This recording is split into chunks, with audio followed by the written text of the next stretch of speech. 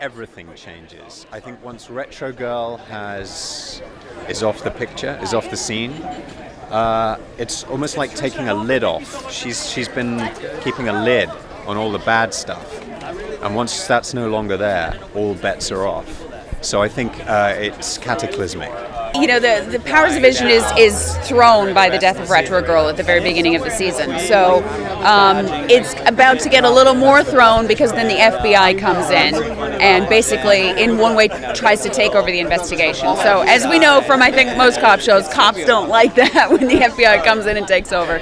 So there's a little bit of strife. And you start to learn that the FBI maybe knows a little bit that they're not telling. But yeah, so there's a lot of contention in the beginning. Cutter will always take advantage of whatever situation there is in order to get a little ahead, get a little exposure. I think, one of his issues with Charlton, with Walker, was that here's this former power coming in and kind of stealing all the headlines, stealing all the attention, right?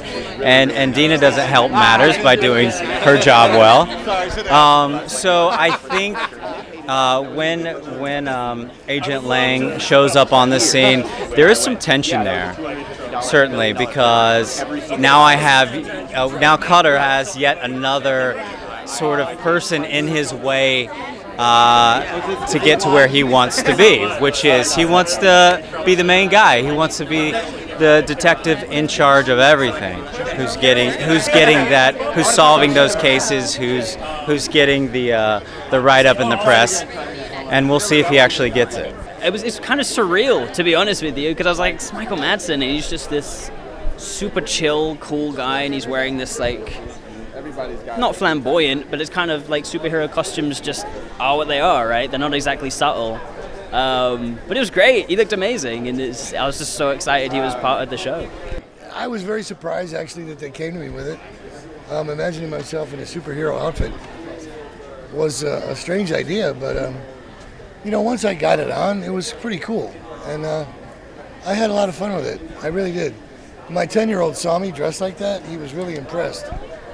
So I think I made his day, I mean, I wanted to start playing some more leading men type of thing, and this is that. It's really, he has good intentions. You know what I'm saying? And humanity needs all the help it can get. Getting to wear a cape every day to work is a dream, and although my costume's kind of small, during the winter it was a little rough because I was freezing, but to be a superhero for 6 months out of your life is, I have no words to describe how awesome that feels, and especially at this point in my career where all you want to do is, your dream is to be in a Marvel comic book, and I am in one. I am really excited about it. I really think fans are going to appreciate this season. I got to be a superhero. Actually, I got to be a supervillain. And as an Asian American actor, you don't often get the ability to just be lascivious and be crazy and be disgusting and be all over the place. A lot of it is always contained and inward, and you're, saying get him, and then, forcing people to run in a direction. And so to play a character who had depth and who is interesting and who is all over the place, that's a dream right there. Season 2, just really look forward to a lot more action. Look forward to a lot more information going into the depth of why and what happened to Retro Girl. And one of the things that my character, Terrence Pelham, does is we're going to be reporting on that all season. In season 2, we went bolder and bigger and a little bit more like badass. And I really want to see the fans interact with the Powers comic book the way I think that they wanted it to be. And this world is so vast and so dark and so real. And we really went there in season 2, and we got the green flag go from PlayStation and Sony. And so it's definitely meatier. And as a female, I think the fans will love to see how complex Callista really is and how strong she is. And yes, she's sexy. That doesn't mean we're not strong and courageous and we don't make mistakes and we're not full-rounded. And I would love for the female fans and the male fans to see that that's what women are and what a real complex female character can be. Because there's not a lot of them out there on, in networks TV. There really isn't. I just hope you guys enjoy it because I sure had fun being a part of it. Really excited. This season's going to have much better visual effects, which I as a fan appreciate. It's going to have a lot more action. So as a gamer, I think people are going to be much more visually affected and enjoy the show. And the story is still really great. Stories were great in season 1, so just add on that action and all the awesome visual effects and people are going to be really happy.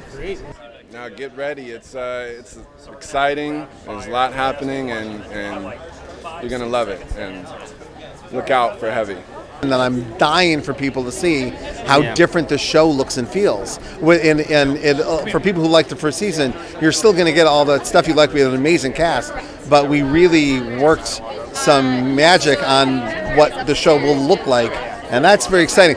Most of my favorite shows, it just ends up had a good first season, but that second season is what you remember. The Shield, Buffy, Star Trek Next Generation, these are all like, that's that second season when they come flying out of the gate. There's Seinfeld, perfect example. You watch those first Seinfelds now, it's like they're in slow motion. They were just finding it, you know what I mean? And that was our motivation going forward, like let's do that. The writers have brilliantly put all these obstacles at once. Like everything happens at once. The shit hits the fan big time. And they're really struggling to deal with all of that. It's going to be fun. It's going to be a lot of fun. I hope you like it.